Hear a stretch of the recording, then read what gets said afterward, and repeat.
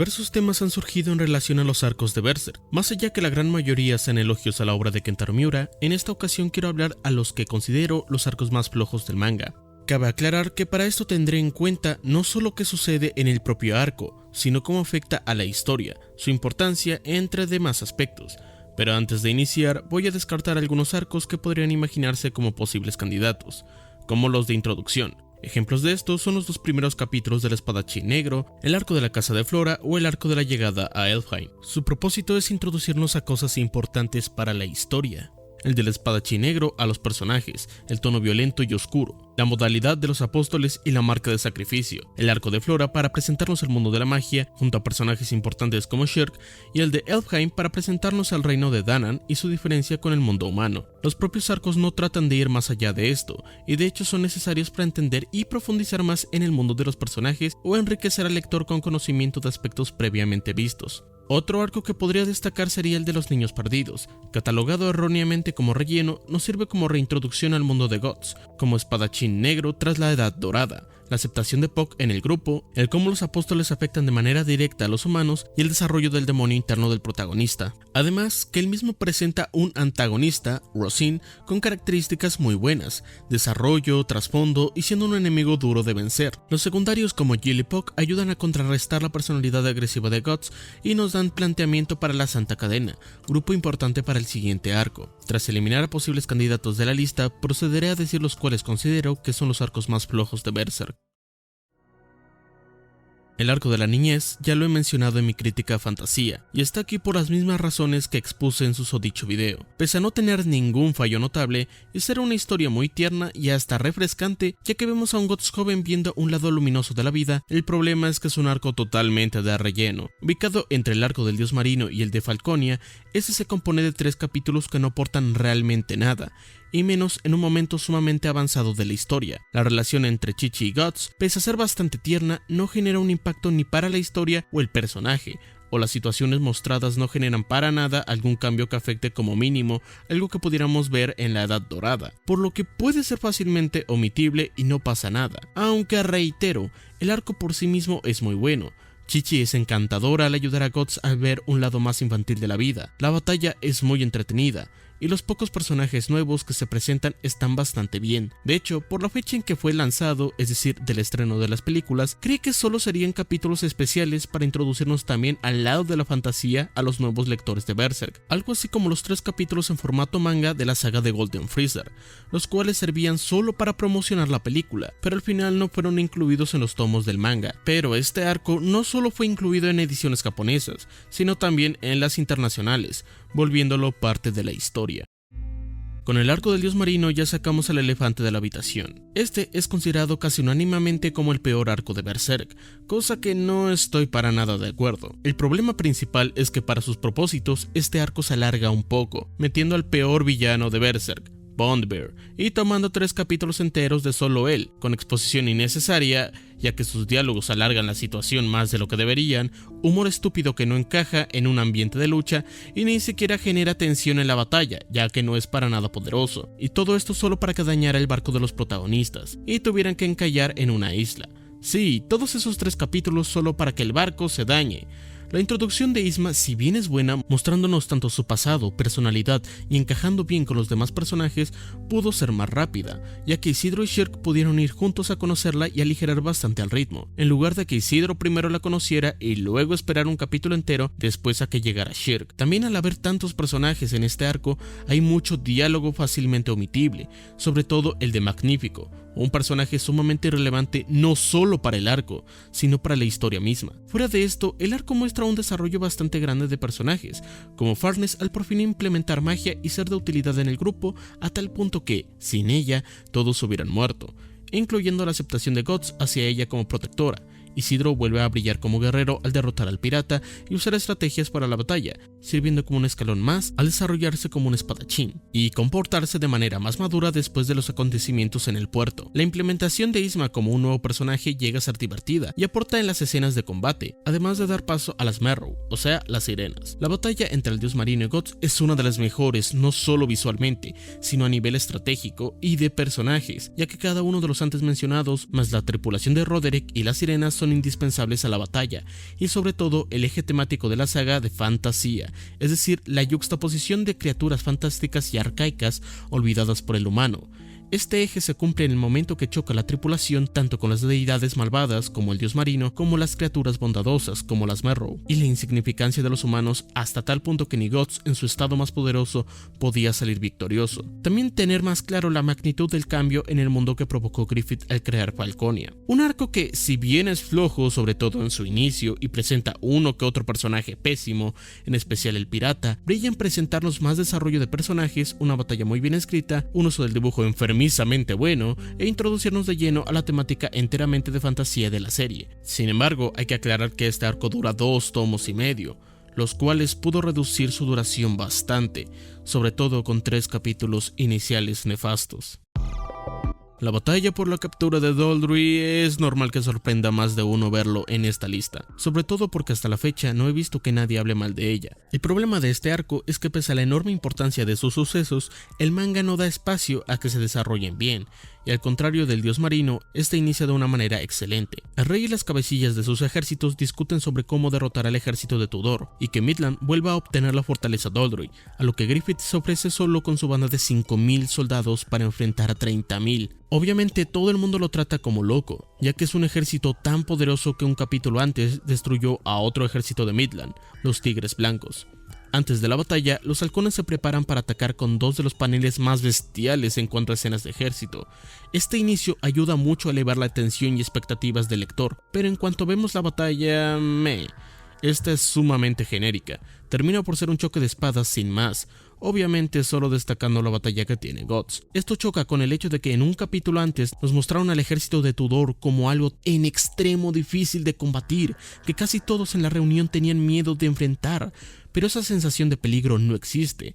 Es más, solo tenemos una sola página en donde vemos a Rickard herido, el miembro más débil de los halcones, y Corcos dicen que están perdiendo, cuando en la batalla es todo lo contrario. Tanto del lado de Griffith como en el de Casca, los halcones tienen una inmensa ventaja, así que el primer capítulo del arco aporta una sensación de peligro que al final no existe, y si solo fuese esto no habría tanto problema.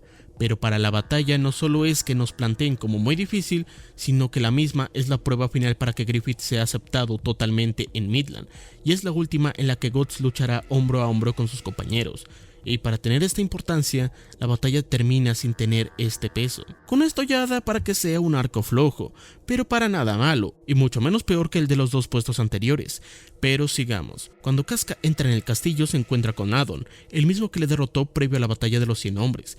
Este momento es perfecto para mostrar a Casca cómo cumple su objetivo de ser la espada de Griffith y su valor como guerrera, y qué mejor que con el hombre que la humilló anteriormente. Todo esto fuera de la vista del lector. Sí, en las 2 ocasiones que literalmente liquida a Adon, no lo vemos, solo el resultado de ese combate. ¿Cómo puedo ver a Casca mejorar como guerrera si me cortas el momento perfecto para que lo sea? Por si fuera poco, en estos 2 momentos justo después se torna en un tono cómico.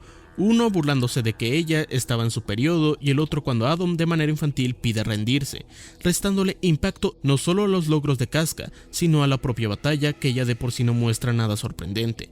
Al menos puedo decir a su favor que cuando Casca es flechada con el veneno, sí podemos ver realmente cómo derrota a Adon, mostrando una técnica interesante y compensa un poco lo que no vimos anteriormente, además de algunos paneles liderando a su equipo que se agradecen bastante. Para terminar tenemos la batalla con Guts, la única que tiene una presencia real. Esta a priori suena interesante, ya que Guts enfrenta por segunda vez a alguien que puede igualar su capacidad de combate, y es humano, siendo la primera Griffith. Boskong no solo es un personaje muy interesante ya que descubre la estrategia de Griffith apenas iniciando, sino que es una bestia, la cual pudo igualar a Guts desde su primer cruce de espadas. Lastimosamente no se hace mucho con esto, y justo cuando Guts empieza a reflexionar las habilidades de su oponente, ve esperanza que podrá derrotarlo y entonces, convenientemente se rompe su espada. Nuevamente fuera de la vista del lector. ¿Qué? Guts justifica esto diciendo que tras la batalla de los 100 hombres la espada se volvió más débil, lo cual me parece una justificación muy buena.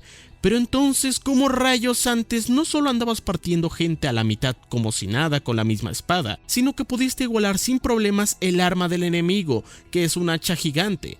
Y justo cuando por primera vez vemos a Guts con la espada rota, ni siquiera lo muestras. Sí, la espada, aquella arma que se nos introdujo tanto antes como después de este arco, como algo vital en la vida de Guts, tanto física como mentalmente. Y esto no es lo peor, sino que aquí es cuando vemos al primer Deus Ex Machina de la serie. Cuando todo parece perdido, Zod llega de la nada y le lanza su espada a Guts, y de un golpe termina con Bosskong. Sí, aquel rival que pudo igualar a Guts y estuvo a punto de matarlo es vencido por la conveniencia de la historia, quitándole el impacto necesario. Y de hecho Zod no tiene ninguna razón o motivo de estar ahí más allá de ayudar a Guts en su pelea, por lo que lo hace sumamente conveniente y un Deus Ex Machina descarado para salvarle la vida. Si tuviera que destacar algo, es que lo que vuelve la batalla interesante es la estrategia de Griffith, y al menos el enfrentamiento de Guts y Bosskong antes de la ruptura de la espada estaba siendo muy interesante. El cómo Griffith muestra un poderío tanto físico como mental a Lord Genon, ya que sabía que él haría todo por acostarse nuevamente con Griffith, además que visualmente es súper potente la escena, con Griffith en una posición de superioridad, dañando psicológicamente a Genon, el cual, como hemos visto antes en el pasado, había dañado de manera similar a Griffith. Esto avanza hasta que Genon se arrodilla y Griffith de manera muy delicada lo asesina, no solo mostrando la superioridad del personaje en esa escena, sino su avance y desarrollo en la historia, y los primeros capítulos preparando la batalla junto a un epílogo en donde vemos el mejoramiento de la relación entre Guts y Casca son lo que mayormente salvan a este arco, pero realmente no daña la historia en general, daña más al arco de manera singular y por eso se queda en el segundo puesto, por ser una batalla mediocre, además que su duración de 6 capítulos hace que sea algo muy fácil de pasar.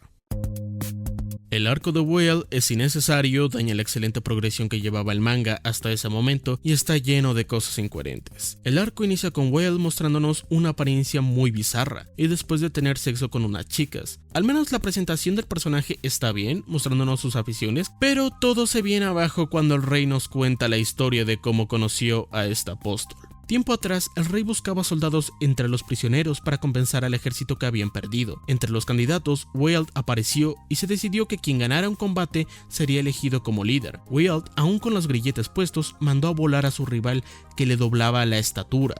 No nos muestran cómo pasó esto, pero a diferencia del arco anterior, nos genera expectativas de cuán fuerte es. Sin embargo, vamos directo al problema. Si bien esta introducción nos ayuda como lectores a interesarnos por el personaje, al final termina por ser muy incoherente. El rey explica que cuando Whale se unió al ejército, este mataba, asaltaba, torturaba y violaba no solo al ejército rival, sino que también en las propias tierras de Midland. Y el rey lo único que hizo fue mandarlos a misiones lejanas. Y nada más. Esto es incoherente porque contradice al personaje del rey. Por más simple que sea, él siempre abogaba por la paz, por eso confiaba en Griffith pese a ser un plebeyo, porque él verdaderamente era un miembro importante y poderoso. Incluso cuando lo está torturando, le dice un sermón largo de cómo odia la guerra y la carga que tiene en sus hombros, cómo Griffith ha perturbado la paz y demás. Sí, ese mismo tipo por alguna razón acepta que Whale ande violando y torturando gente en su propio reino, en lugar de condenarlos a muerte o hacer que otro de su ejército los mate. Por el lado contrario, Whale durante todo el arco se nos presenta como un tipo que hace lo que se le plazca, le encanta violar y matar y sobre todo ser libre y hacer lo que quiera. ¿Por qué un tipo así buscaría ser encarcelado para luego estar bajo las órdenes del rey? Siendo que literalmente puede hacer eso siendo un mercenario cualquiera. Sí, dentro de todo esto es una pequeñez y por más incoherente que sea, no es gran cosa, pero es para que vean que desde el inicio hay problemas. Hubiera sido mucho más fácil que los perros negros, es decir, el grupo de Whale, fueran mercenarios independientes, y el rey, al estar en una etapa de locura y odio, los contratara para capturar a Griffith. Así, esos dos personajes no se vuelven contradictorios, y lo de generar expectativas al lector fácilmente puede ocurrir en la propia batalla que tendrán más adelante. En fin, Guts y compañía, tras rescatar a Griffith, van con unos granjeros a las afueras del reino y se despiden. Después de esto llega Whale con su ejército a la misma granja y empiezan a violar y matar a todos. Y luego lleva el cuerpo de la chica que violó en su espada. Entiendo el punto de esto. El mostrar que los perros negros son sumamente violentos y no poseen ni un mínimo de moralidad. Y aquí va mi pregunta. ¿Para qué? Ya en la introducción que nos da el rey sabemos que así son, y literalmente esto no afecta a nuestros protagonistas salvo en 6 paneles totalmente omitibles. Solo termina por ser un shock barato que no aporta nada. Y ojo, entiendo que también sirve para mostrarnos cómo los apóstoles son ruines civiles, pero siempre antes tenían una razón coherente para mostrar violaciones o torturas. Cuando el conde se come a la familia de Vargas es para que entendamos las motivaciones del personaje. Cuando la esposa del conde participa en una orgía con un demonio es para que entendamos por qué el conde decidió ofrecer a su esposa como sacrificio. Joder, que hasta las violaciones de los trolls al menos ayudan a que sepamos cómo se reproducen y que tenga más coherencia la falsa resurrección de Slan. Aquí solo está metido porque miren qué crudo es el personaje. No es como si ya lo hubiera mostrado así en la primer página que sale. Finalmente, tras una introducción incoherente y una escena de violación innecesaria, las cosas mejoran con Pippin y Guts yendo directamente a combatir a los perros negros. Guts menciona que es extraño que ninguno retroceda pese a estar matando a varios, cosa que no tiene sentido ya que ningún ejército que haya enfrentado Guts retrocedió porque él matara a muchos, y dice que son impulsados por el miedo. Y por fin la cosa se pone buena con el enfrentamiento de Guts y Wild, con este deteniendo la espada de Guts como si nada, y este momento sirve mejor que la introducción pedorra para generar expectativas. Hasta Pippin tuvo que intervenir para ayudar a Guts. Obviamente esto para el personaje es algo casi imposible que sucediera, y se pregunta qué clase de guerrero es, y cómo se asemeja al poder de Zod. Y mamma mía, nos entregan un panel donde vemos cómo Wild disfruta de la batalla. Al final Guts retrocede y hacen explotar el puente para cortarles el camino. Ok, el inicio fue malo, pero se está poniendo muy bien el arco. Wild pide a sus perros que avancen y uno de ellos empieza a cuestionarlo, a lo que este simplemente le aplasta la cabeza con 2 dedos y luego actúa como si nada hubiera pasado. ¿Ven por qué dije que era mejor generar expectativas de lo que el personaje puede hacer en la batalla? Guts comienza a pensar que tal vez Wild sea la profecía que le dijo Zod acerca de su muerte, elevando más y más las expectativas del lector, junto a paneles de los halcones tratando de evitar que la persecución siga, pero todo resulta inútil. Tanto las rocas como las explosiones no hacen nada al villano. Finalmente, tras mucha persecución, los halcones y los perros tienen su primer enfrentamiento, junto con un enfrentamiento más directo entre Guts y Wild. Nada destacable, pero bueno visualmente, hasta que Wild detiene solo con sus dientes la espada de Guts y golpea a su caballo, dejándolo así en la tierra. Junto a esto, vemos un panel de Griffith viendo a sus compañeros luchar y cómo intenta sostener una espada, pero le es inútil. Aquí presentas 2 conceptos muy buenos. 1, el Griffith dándose cuenta de lo debilitado que está, y 2, poner a un enemigo al mismo nivel que Guts. Los halcones ganan la batalla, y Wild, al ver a su ejército retroceder, asesina a unos cuantos. Ok, el inicio fue fatal, pero al comenzar la batalla el arco mejora muchísimo. ¿Es para catalogarlo como un arco flojo? Sí, pero no para estar en el primer puesto. O eso diría, hasta que Wild adquiere su forma de apóstol. No lo voy a negar. La transformación tiene un diseño increíble, y justo lo primero que vemos tras esto es que elimina a parte de la banda del halcón como si nada, incluso dejando inconsciente a Guts. Todos empiezan a huir y Casca trata que Guts despierte, y aquí es el momento donde se arruina todo. Wild llega y desnuda a Casca y la intenta violar, quedando como una damisela en apuros.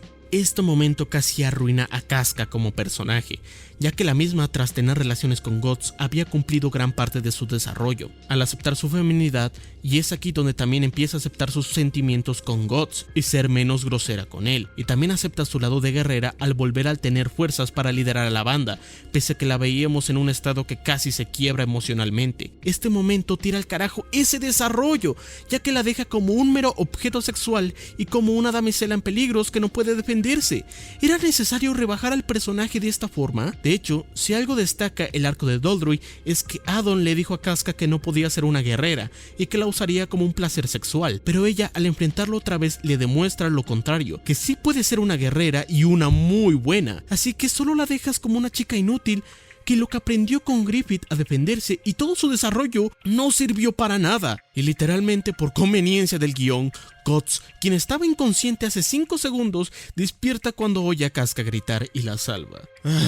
Miren, hago otro paréntesis. Por más que Guts sea super mega fuerte, el manga jamás utilizó un recurso tan barato. Lo más cercano es cuando el conde deja inconsciente a Guts, pero mínimo, antes de que se levante pasan muchas cosas, dando a entender que pasa mucho tiempo antes que Guts se despierte, y en segunda, cuando este se despierta lo hace debilitado. o sea, no dándole plot armor al protagonista y siguiendo una lógica. Aquí, por otro lado, se levanta solo por oír a Casca gritar y tan fuerte como estaba antes, restándole incluso impacto que segundos antes Guts había sido casi derrotado en batalla.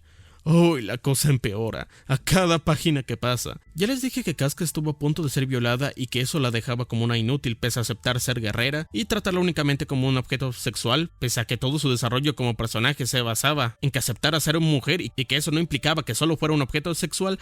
Pues parece que este es un momento cómico, porque justo después tenemos un chiste del apóstol llorando porque le cortaron el pene, lo cual admito que tiene su gracia, pero no era el momento. Guts, después de ver cómo casi violan a la chica que ama, se burla de ella. ¿Qué coño está pasando? Pasaste de mostrarme una batalla más que decente a literalmente mandar al carajo el desarrollo de un personaje, meter una conveniencia y meter chistes cuando casi violan a Casca. Y ella no hace nada a partir de aquí, literalmente se queda desnuda llorando, remarcando lo inútil que es. De hecho, visualmente es más denigrante, no solo por las lágrimas, sino que al estar desnuda se siente como rebajada respecto a los demás halcones. Total, Guts se pone a enfrentar a Wild solo, teniendo este último una clara ventaja, pero en un movimiento rápido le logra cortar un ojo. Y a todo esto, la banda de los halcones se quedan como inútiles viendo cómo están casi asesinando a su compañero. Hay momentos obvios que los halcones no ayudan a Guts, por más difícil que sea el rival, como cuando están en la guerra, pero no lo hacen por el motivo obvio que ellos están combatiendo con otras personas. Aquí es que no hacen nada, es más, ni siquiera resguardan a Griffith en un lugar seguro, lo dejan en el exterior expuesto a cualquier ataque. Entiendo que en un inicio no intenten hacer nada ya que su primer ataque no hizo efecto, pero coño, al menos intenten poner a Casca a salvo, su actual líder, al menos que un escuadrón lleve a Griffith a un lugar seguro o aprovechen que Guts está distrayendo al monstruo para que vayan escapando poco a poco. Y esto es peor ya que en la primera parte de la Edad Dorada los secundarios eran muy pobres. Salvo breves diálogos, no destacaban en nada. Tras el año de la tortura de Griffith, Miura desarrolló mucho más ayuda a Pippin y de manera mínima a Rickard. Incluso hicieron que Corkus, el que tenía más interacción en la primera parte, se quedara en un plano más alejado para darle espacio a los demás. Y la prueba de esto está justo en el arco anterior, los Vakikara. En este arco, el grupo de Guts tiene que escapar de unos asesinos súper experimentados. Gracias a la estrategia de Yudao y el plan de Pippin es que pudieron salir vivos, siendo el arco en donde mejor exponen que no solo toda la problemática gira en torno a Guts y Casca, sino que es ahora de toda la banda del halcón. Obviamente esto incluyendo también a los capítulos en donde Rickett reacciona ante los apóstoles o como Yudao ayuda a que Guts desarrolle la afectividad por Casca. Miura no solo mejoró a los secundarios, sino que los volvió parte integral de la historia. En este arco vuelven a ser relegados a segundo plano, con escenas pobres de combate y literalmente no hacer nada. Cuando Guts cortó el ojo de Wild, debió ser el momento para que por lo menos ayudaran a Guts y dispararan flechas a los otros ojos restantes o algo por el estilo, lo que sea, que huyan, que hagan algo, pero no los dejes como inútiles, porque así arruinas el buen desarrollo que llevaban hasta ese momento. Guts sigue luchando solo, ya que sus egoístas compañeros así lo deciden, y literalmente menciona cómo tiene las costillas rotas y apenas si puede mover las piernas. Ok, entonces tenemos entendido que Guts apenas si puede moverse y que está a punto de ser derrotado. Oh, pero no hay problema, porque literalmente unos cuantos paneles después le da tiempo de poner un cuerpo de señuelo, subir a un árbol bastante grande un tronco con su armadura para servir como señuelo y luego subirse a otro árbol para hacer un ataque aéreo. Lo bueno es que solo tenía unas costillas rotas y a duras penas podía moverse. La verdad, la estrategia es muy buena y refleja que Guts no es solo una espada gigante, pero mi problema es: ¿para qué rayos me dices que literalmente a duras penas el personaje puede mantenerse de pie si va a usar una estrategia súper compleja que implica moverse a diferentes lugares? Guts termina matando a Will y fin. Veamos a lo más rescatable de este arco junto a la breve batalla de los perros contra los halcones. En esta vemos a Charlotte tras los eventos del arco de los Vakikara y donde empieza a pensar en Griffith y su reencuentro, cosa importante para arcos posteriores. También el epílogo de la batalla, donde Guts, pese a casi morir, sigue estando como si nada hubiese pasado. Pero la verdad es que estos momentos son buenos. Griffith ve la relación de Casca y Guts, donde empezará a surgir el odio y desprecio hacia esta, y es la primera interacción que tenemos con ellos tranquila, mientras Guts ayuda a Griffith a sentirse por un momento como antes. De repente llega Wild sumamente herido al descampado y agarra a Griffith, no solo para tenerlo como rehén, sino para que Griffith invoque a la mano de Dios y así pueda salvarse. Se da cuenta que no tiene el Behelit rojo, por lo que en desesperación también transmite este sentimiento a los halcones, mostrando cómo Griffith ha sido masacrado a los demás, y así es como los halcones poco a poco pierden la esperanza. Y aquí está la única razón de existir de este arco. Como todos saben, tras el término del arco de Wilde ocurre el eclipse. Sin embargo, hasta ese momento todo había sido bueno para los personajes. Guts volvía a la banda, rescataron a Griffith, Casca aceptaba su feminidad, entre demás cosas. Por eso, para no ser un cambio tan abrupto entre lo positivo que le iban a los personajes a la masacre del eclipse, Wilde sirve como un arco transitorio de tono. Pese a ser horrible en gran parte del tiempo, al menos estos 2 capítulos sirven con este propósito. Incluso a nivel visual es muy fuerte la escena, ya que Griffith, al portar la armadura y ser despojado de ella, mostrando su cuerpo mutilado, genera un contraste muy fuerte, no solo al lector sino también a los halcones. Y se mantiene el tono de desesperanza al darse cuenta que no existe más ese líder fuerte que era Griffith. A su vez, Wilde se da cuenta que no puede salvarse y tendrá que sucumbir al abismo. Al menos, solo al menos, el arco cumple en brindar esa sensación de perdición, hasta que llega Zod de la nada y salva el día. ¿Cómo? ¿Cómo? Sí, otro Deus Ex Machina. Dicho, el peor Deus Ex Machina del manga. No solo es que ya de por sí no tenga sentido que Zod vuelva a salir de quién sabe dónde para salvar a Griffith, sino que casi daña el tono de desesperanza y una forma sumamente floja de derrotar al villano. Cuando tú haces que un personaje salve el día, tiene que tener un trasfondo para que cobre sentido. En el arco del dios marino lo hacen de manera muy buena, ya que la aparición de las sirenas no es un Deus Ex Machina descarado. Un arco anterior nos explican que aquellos seres mágicos invisibles a los ojos de los humanos se hacen visibles. Segundo, nos explican que las sirenas están en guerra con el dios marino. Tercero, Isma desde el inicio nos cuenta que escucha una voz cuando nada, la cual es la de su madre, que también es una sirena. Obviamente, cuando ellas aparecen ya tenemos bases suficientes para que tenga sentido su aparición, ya que desde que Isma escucha la voz sabemos que de mínimo están cerca del lugar, y sabemos que apoyan a los humanos contra el monstruo, ya que ellas de por sí están en guerra con el dios marino. Otro ejemplo es la entrada de Skull Knight al eclipse. Skull Knight se nos presenta como un ser misterioso que está del lado de los protagonistas, como por ejemplo cuando solo advierte a Guts de su destino o cuando salva a Ricket de los demonios. A su vez sabemos que es demasiado poderoso, ya que hasta los apóstoles o Guts tienen miedo de solo su presencia.